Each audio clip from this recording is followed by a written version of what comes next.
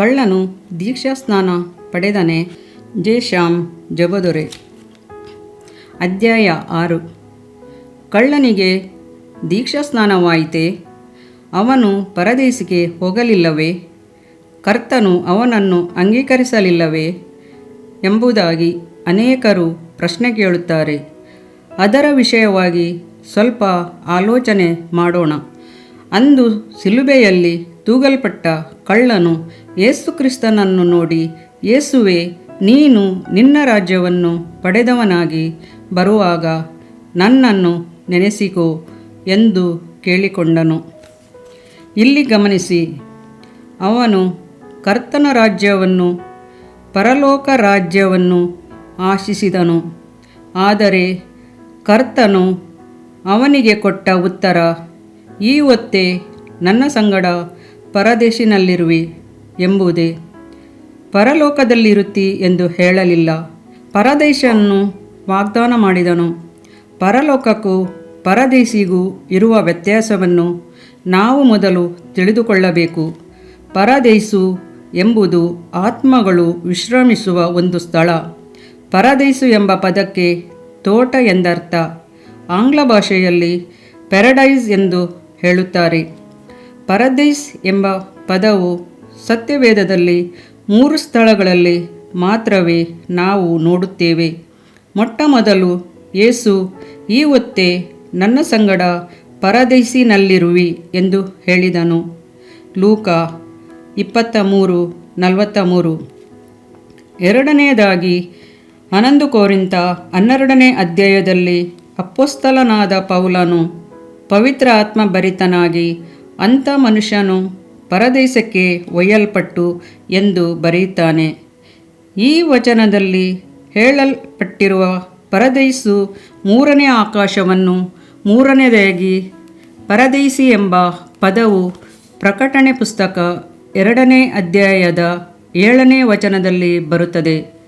ಯಾವನು ಜಯ ಹೊಂದುತ್ತಾನೋ ಅವನಿಗೆ ದೇವರ ಪರದೇಶಿನಲ್ಲಿರುವ ಜೀವದಾಯಕ ವೃಕ್ಷದ ಹಣ್ಣನ್ನು ತಿನ್ನುವುದಕ್ಕೆ ಕೊಡುವೆನು ಎಂದು ಹೇಳಲ್ಪಟ್ಟಿದೆ.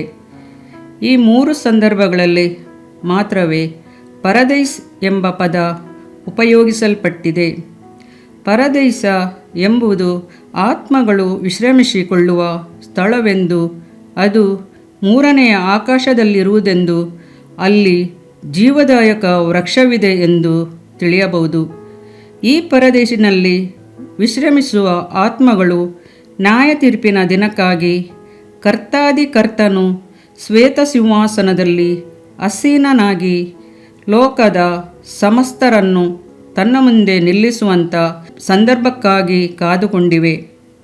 ಇನ್ನೂ ವಿವರವಾಗಿ ಹೇಳಬೇಕೆಂದರೆ, ಇಂಗ್ಲೆಂಡ್ ದೇಶದ ರಾಜ ಮತ್ತು ರಾಣಿ ವಾಸಿಸುವ ಸ್ಥಳವು ಬಕ್ಕಿಂಗ್ ಹ್ಯಾಮ್ ಪ್ಯಾಲೇಸ್ ಎಂದು ಕರೆಯಲ್ಪಡುತ್ತದೆ. ಅರಸನನ್ನು ಸಂಧಿಸಲಾಶಿಸುವ ಅತಿಥಿಗಳು ತಮ್ಮನ್ನು ಅರಸನು ಕರೆಯುವವರೆಗೂ ಹೊರಗೆ ಇರುವ ಒಂದು ತೋಟದಲ್ಲಿ ಕಾಯ್ದಿರುತ್ತಾರೆ. ಆ ತೋಟಕ್ಕೆ ಪ್ಯಾರಡೈಸ್ ಅಥವಾ ಪರದೇಶ್ ಎಂದು ಹೆಸರು. ಅರಸನು ಕರೆಯುವಾಗ ಅವರು ಆ ತೋಟದಿಂದ ಅರಸನನ್ನು ಕಾಣಲು ಹೋಗುತ್ತಾರೆ. ಅರಸನಿಂದ ಕರೆ ಬರದಿದ್ದರೆ ಅವರು ಆ ತೋಟದಲ್ಲಿಯೇ ಇರಬೇಕಾಗಿತ್ತು. ಅದೇ ರೀತಿಯಲ್ಲಿ ಕರ್ತನ ದಿನವು ಬರುವ ತನಕ ಕ್ರಿಸ್ತನಲ್ಲಿ ಸತ್ತವರು ಪರದೇಶಿನಲ್ಲಿ ವಿಶ್ರಮಿಸಿಕೊಳ್ಳುತ್ತಾರೆ. ಆ ಕಳ್ಳನು ಕರ್ತನ ರಾಜ್ಯವನ್ನು ಅಪೇಕ್ಷಿಸಿದನು, ಆದರೆ ಅದಕ್ಕಾಗಿ ಅವನು ನೆರವೇರಿಸಬೇಕಾದ ಕಾರ್ಯವನ್ನು ನೆರವೇರಿಸಲಿಲ್ಲ.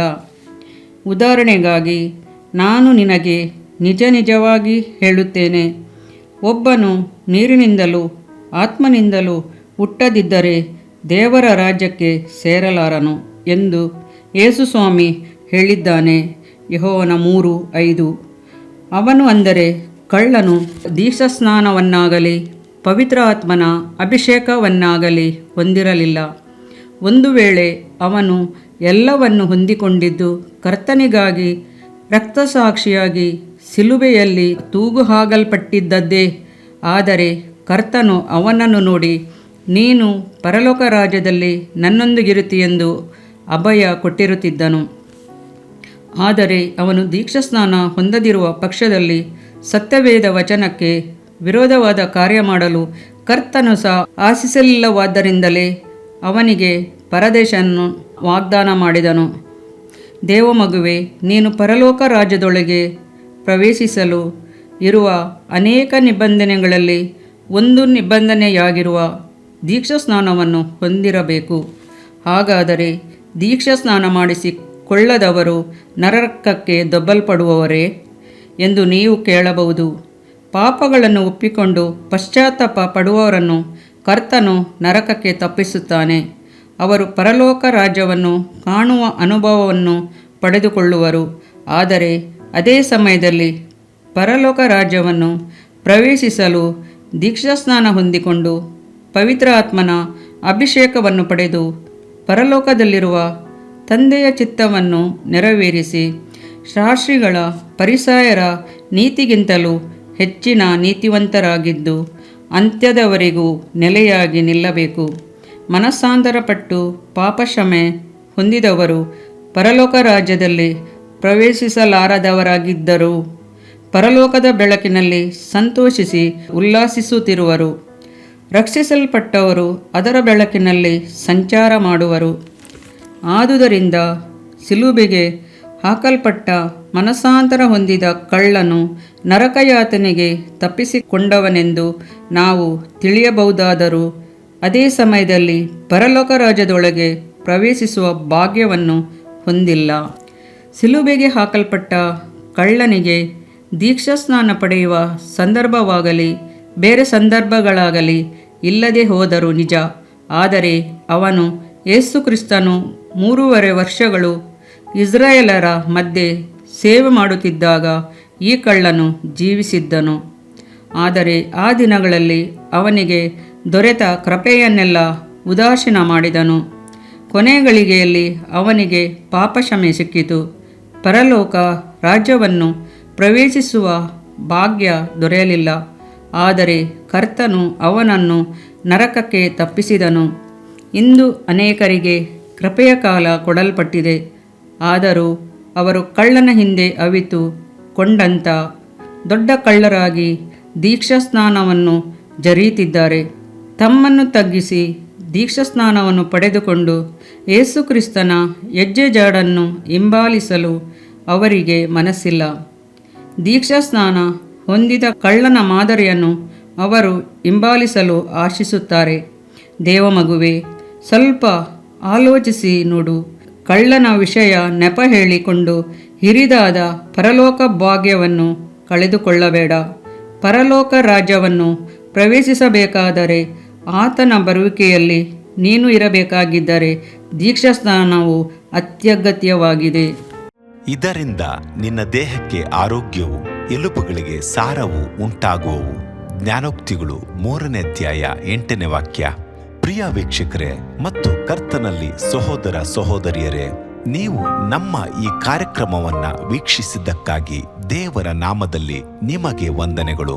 ದೇವರ ವಾಕ್ಯವು ನಮ್ಮ ಎಲುಬಿಗೆ ಬಲವು ಸಾರವೂ ಆಗಿದೆ ಎಂದು ಸತ್ಯವೇದವು ಹೇಳುವಂತೆ ಈ ಕಾರ್ಯಕ್ರಮವು ನಿಮಗೆ ಆಶೀರ್ವಾದಕರವಾಗಿದೆ ಎಂದು ನಂಬುತ್ತೇವೆ.